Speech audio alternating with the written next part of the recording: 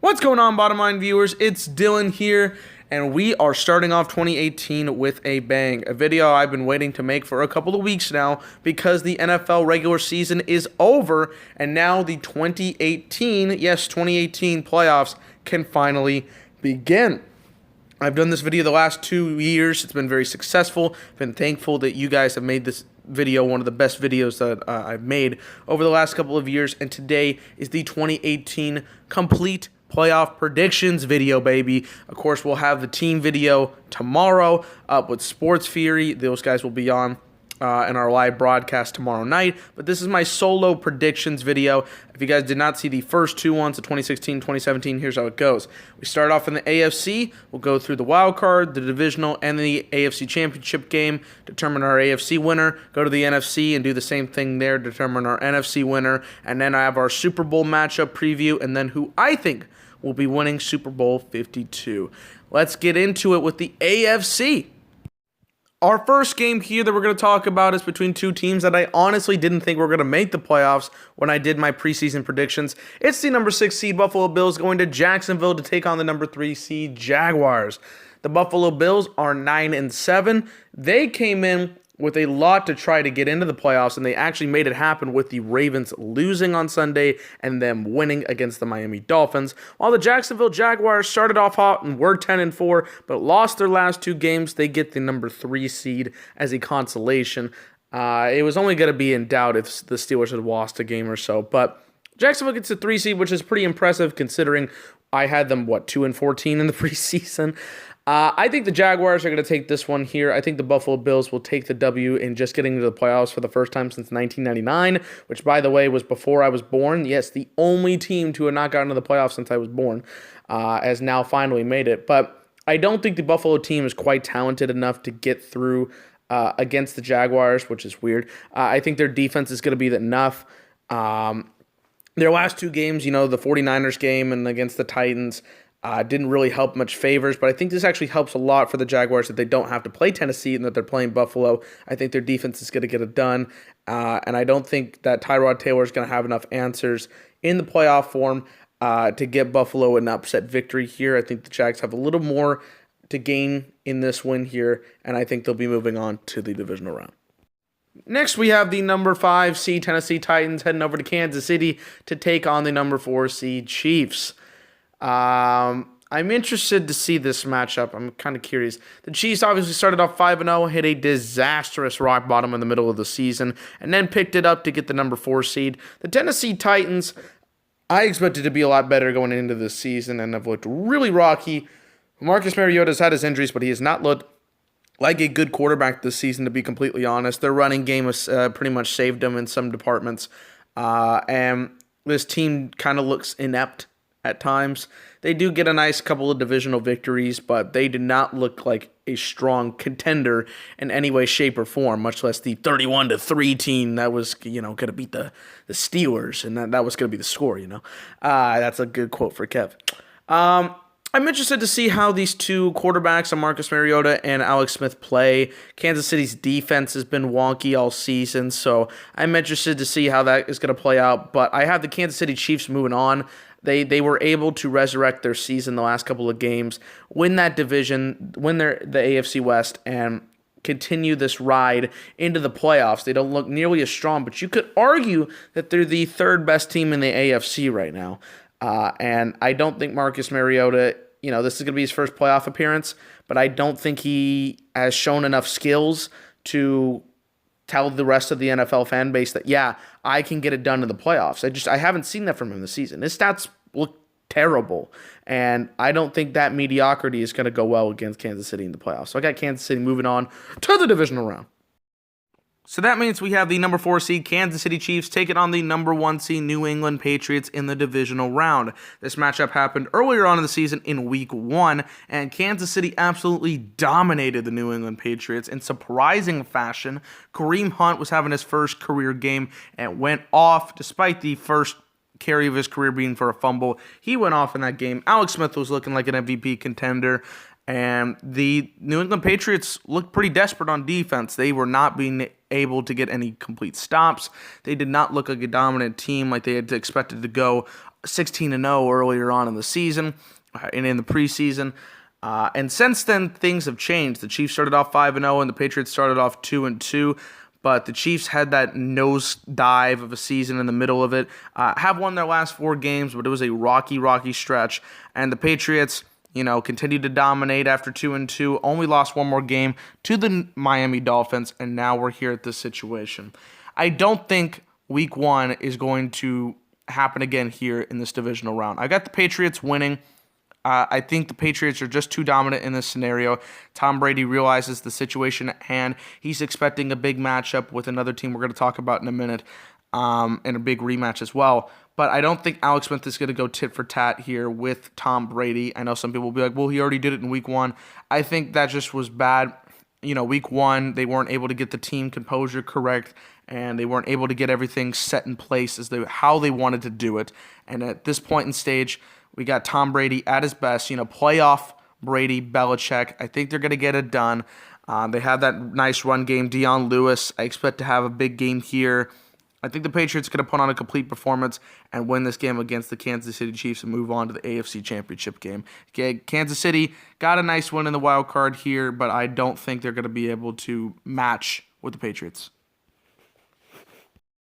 This also means I have the number 3 seed Jacksonville Jaguars taking on the number 2 seed Pittsburgh Steelers in the divisional round.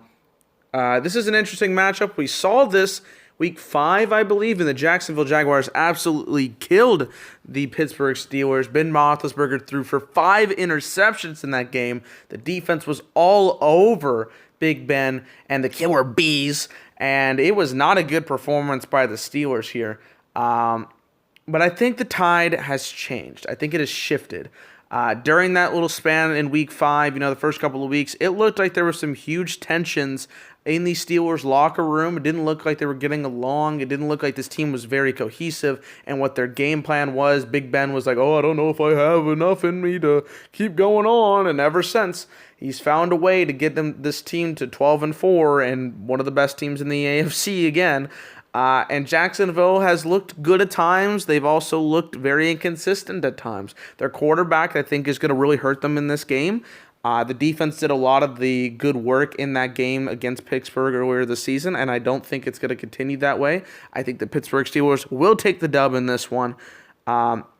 Simply put, I just don't think the Jacksonville Jaguars have enough for another victory against the Steelers. Because, sometimes any team can beat one team once. But beating them again, especially in a bigger stage where Ben Roethlisberger has had that, stage in front of him more often than Blake Bortles and the Jacksonville Jaguars have, I think the Steelers are going to take advantage of that and have their Killer Bees, 100% ready to go. Hopefully Antonio Brown is ready at that point, but I think they will be ready for the Jacksonville Challenge again and beat them this time.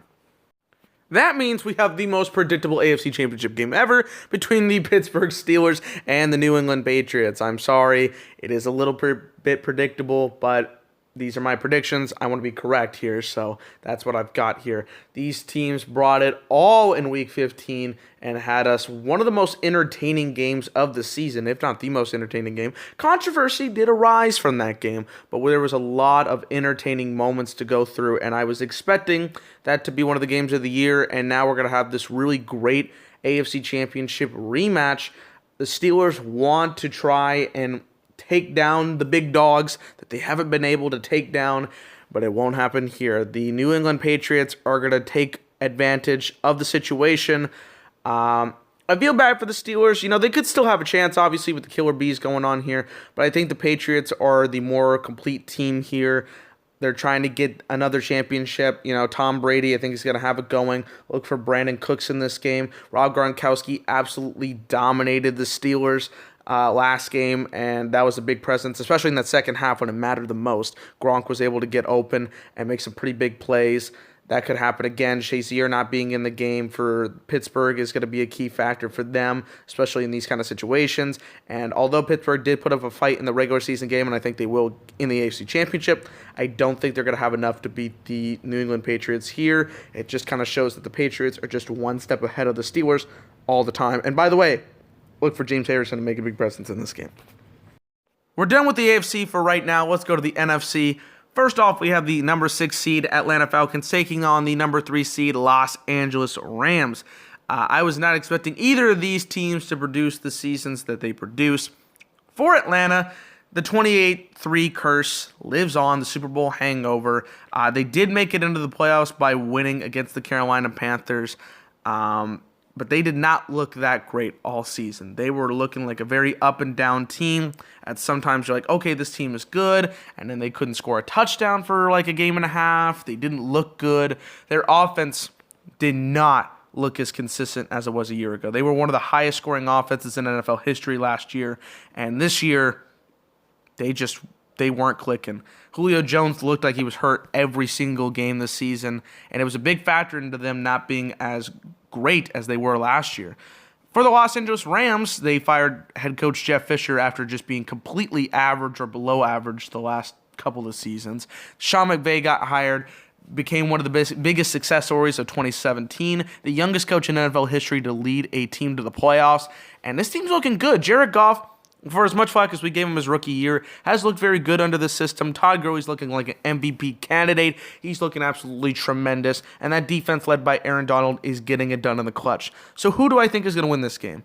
I'm going with the hotter hand here. I'm going with the Los Angeles Rams. This team has looked very good. Like, I was not expecting this outcome to happen, and I'm very excited about this. Sean McVay is a great coach. He has a great mind for what's going to happen here, and he's very young, and that's going to help the Rams in the future. In this game, Matt Ryan is just, I think he's going to be under pressure a lot, and I don't think he's going to be consistent with the football. I don't think he's going to be very accurate. I don't think he's going to make the great throws, and I think the Rams are going to get the job done. Just plain and simple. I don't think the Falcons will be hitting it at all cylinders to win this game, so I got the Rams moving on. Now we have the number 5 Carolina Panthers taking on the number 4 New Orleans Saints. These two teams play in the NFC South, which is probably the most unpredictable division from year to year, and this year was no different. We thought the Atlanta Falcons were going to be big players, and the Tampa Bay Buccaneers were going to be one of the biggest risers in the NFL, and yet here we are with the Carolina Panthers and the New Orleans Saints as the top 2 teams in this division. Yes, the Falcons made it as the 6th seed, but these are the 5th and 4th seeds respectively. This is an interesting game. The Saints dominated the first 2 games in the regular season, and that was pretty unexpected. The Panthers, they come in with a quarterback like Cam Newton, who has had experience here. You know, he made it to a Super Bowl a couple of years ago. Last year, they were utter garbage. But this year, he's played well. He's made them look better than they seem, considering the amount of talent that they have. You know, they have Greg Olsen and Devin Funchess, but who else do you really have on that offense? McCaffrey's been a nice, solid running back here. Catch passing for Newton. And then New Orleans has gotten absolutely crazy on offense. Drew Brees is still looking great. Alvin Kamara and Mark Ingram, the first pair of running backs in NFL history to both have 1,500 scrimmage yards in a season. Absolutely incredible. I'm going with the Saints. I know it's hard to see a team beat another team 3 times in the same season, but the Saints look really good. I said if the Panthers were going to face the Saints, it would be the worst scenario for them in the playoffs. And I think it's going to ring true here. I think the running game of Kamara and Ingram are going to be something that the Panthers will not be able to stop. The Saints, if they're 100% healthy, I think they will have a great defensive game here, putting pressure on Cam Newton. I think Marshawn Lattimore, again, will have another really good game. And I think Drew Brees will be using more receiver options. He's going to use his running backs well, but I think Michael Thomas will have a big game, and we'll see the Saints look dominant in this one. So I got the Saints winning this game, a divisional game in the playoffs. So now we have the number 4 seed New Orleans Saints taking on the number 1 seed Philadelphia Eagles. Now, had this been about 4 or 5 weeks ago, this would have been a different kind of matchup. But without Carson Wentz, and how I've seen the Eagles play without Carson Wentz, it is quite clear to me that this team is a dead man walking team. It's basically what they are. And I feel sorry for AC for this happening to his team, but it came at the worst time possible because Nick Foles has not looked very good. They have not looked consistent. Their defense has struggled a lot for some reason since Nick Foles got injured. I don't know how or why, but that's been the case. And New Orleans is still continuing this hot streak, and I don't think that they can stop Kamara and Ingram. That's simply put the reason. I don't think that that defense is going to be able to stop that running duo. I just don't think it's possible. I think Drew Brees is also going to be quite hot in this game. Their defense will be able to stifle guys like Aguilar and possibly Ertz to some of their worst games of the season.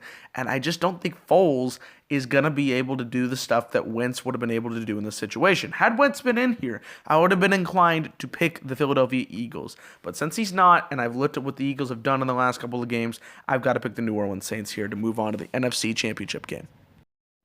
Next, we have the Los Angeles Rams at the 3 seed, taking on the number 2 seed Minnesota Vikings. We've talked about the Rams and Sean McVay, Jared Goff, Todd Gurley, all that, but let's talk about the Minnesota Vikings, who have also had a pretty crazy season if you think about it. I mean, in the crazy landscape of the NFC, where 5 of the 6 teams in the playoffs here were not in the playoffs last season, Minnesota ranks as one of the craziest ones. They started off the year with Sam Bradford and Dalvin Cook as their quarterback and running back respectively, and they did pretty well. I mean, that first game, you saw the talents of both guys. Sam Bradford played pretty well, Dalvin Cook played pretty well, and they were looking like a team that was going to at least improve from what they did the year before. And then Sam Bradford got hurt, and we didn't know what he was going to do. So Case Keenum took the quarterback role, which, by the way, he used to play for the Rams, obviously, last season, and did not play very well. And Dalvin Cook got hurt week 4. So it was like, what to do here? What to do? Well, Case Keenum has played a very good season. I mean, considering the expectations that we had when he was going to be the next quarterback and what he has accomplished, he's done very well. Latavius Murray and Jerick McKinnon have also done an incredible job of taking over the running back position. Maybe not as great as Dalvin Cook would have made it, but they have done as good of a role backing him up as they possibly could have. So props to those guys. They have a great offense there. Also with Thielen and Diggs as great receivers and Kyle Rudolph being a very underrated tight end. And at the defensive position, you got guys like Everson Griffin, Harrison Smith, who, by the way, should have been in the Pro Bowl, but I was just saying. Xavier Rhodes, you got Anthony Sandejo. It's a stacked defense. It's a defense that needs to be looked at as key players here. So who do I have winning? Well, I got the Minnesota Vikings winning. We saw this matchup earlier on in the regular season, and Minnesota's defense was the key for them to winning that game. They won 24-7. The Rams just weren't able to go back and forth with the Vikings, and the Vikings made a couple of really good stops to showcase that they are here for the long run. And while I do like the Rams, and I think Gurley could have a nice game, I don't think that they will be able to keep going tit for tat with the Vikings. So I got the Vikings going on to the NFC Championship game. So that means in the NFC Championship game, we have the New Orleans Saints taking on the Minnesota Vikings, 2 of my favorite teams to watch this season for different reasons. I love the defense of Minnesota. I love the running game of New Orleans. This is a Week 1 rematch, if you will, like we saw in the AFC with Kansas City and New England, although this one was just not what I was expecting coming into the playoffs. Like, if you had told me Week 1 this was going to be our NFC Championship game, I wouldn't have believed you, okay? But I like both of these teams. I really do. So knocking one of them out and saying one is going home is very difficult for me to do. But I have to pick a winner. So my NFC representative for Super Bowl 52 is the Minnesota Vikings. It is a hard one. It is a very difficult one to choose here, but I got to go with the Minnesota Vikings because I feel like if there's any one team that can stop the run game of Kamara and Ingram, it would be the Minnesota Vikings. I think that they can stop it. The Saints defense, on the other hand, I don't think would be able to stop Latavius Murray, which I think is a somewhat of a controversial statement, if you will. But I don't think that they would be able to stop him. And I don't think they'll definitely be able to stop Adam Thielen.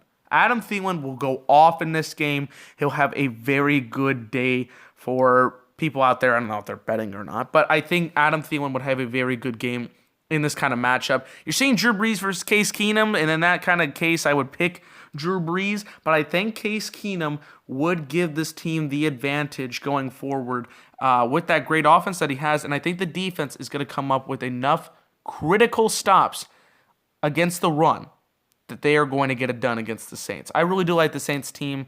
If they had matched up with somebody else, I might have put them as the NFC representative, but I think the Vikings have enough. This is also a 2010 NFC Championship game rematch as well, so that's interesting to note. But I got the Vikings winning this one, being the NFC representatives for Super Bowl 52. Here is my Super Bowl matchup. The New England Patriots representing the AFC and the Minnesota Vikings representing the NFC. And my winner, my prediction for the winner of Super Bowl 52 is the Minnesota Vikings. Oh, everybody in the chat, oh my god. Okay, hear me out. I know people will hate this video because their team I didn't pick and this is controversial, whatever. Listen to what I gotta say, okay? First off, if Minnesota gets to this point, like I am predicting, they will have home field advantage throughout the playoffs, including the Super Bowl. No team in NFL history has ever played the Super Bowl in their home stadium. Wouldn't that be pretty amazing to see? Wouldn't that be pretty incredible to have happened here? Minnesota's only 2 games away from that happening anyways, but this is pretty crazy to have happen. And we can't say, well, the Patriots, they won their Super Bowls and all, they can be able to overcome that. We don't know. It's never happened before. Will they be able to overcome such a huge scenario with a bunch of home fans who have never won a Super Bowl? They've never seen their team win a Super Bowl for them, okay? And second, if I'm not mistaken, this is the number 1 offense versus the number 1 defense. And even if it isn't, it's one of the better offenses versus one of the better defenses, but I'm pretty sure it's number 1 versus number 1. In the 8 times that it's been number 1 versus number 1 in the offense and defensive categories, the defense has won all 8 times. All 8! The Patriots' defense did get better towards the second half of the season in terms of giving up points per game, but still, Minnesota ranked 2nd in the league. Minnesota is ranking 1st or 2nd in pretty much every other category, and it's safe to assume that the Vikings defense is pretty damn great. Tom Brady could lead that great performance. I'm not doubting him. Again, if I get this prediction wrong, I wouldn't be mad or upset. But I'm going to go with the Vikings. I think they got the defense to get it done, win that championship for their home crowd, their home team, get it done for their fans. That organization really wants a championship. And with that defense and that offense, Case Keenum could upset the world and show everybody that they shouldn't have underestimated him, as much as we gave him flack earlier on. So I'm going with the Minnesota Vikings to win the Super Bowl. Wouldn't be surprised if the New England Patriots win. I should never underestimate Tom Brady, I guess, but I'm going with the Minnesota Vikings. So that is it for my complete 2018 NFL playoff predictions. If you guys enjoyed this video, of course, like the video, comment below. I know I'm going to get a lot of comments on this video and try to respond to every single one of them, but comment below. Who do you think's making the Super Bowl? Who do you think's winning the Super Bowl? Why am I wrong? Because trust me, when I do these videos every year, it's somebody's got to prove me wrong here. And it's always interesting to see what you guys think. I'm not saying that in a negative way, but you always know when these more popular videos come up, there's going to be a lot of discussion, a lot of hate, and a lot of negativity because I didn't pick their team. But I just know that this is my opinion, and this is far from the truth, probably. I hope that this is the truth, and this is exactly how it happens, because I want my predictions to be correct, but you can't always be 100% correct all the time. So we'll see how it goes. Like, comment, subscribe to The Bottom Line View. 2018 is going to be an even bigger year than 2017, and we're here for great sports, great NFL content. So subscribe to The Bottom Line View for playoff coverage, baby. It's Dylan to The Bottom Line View. Peace.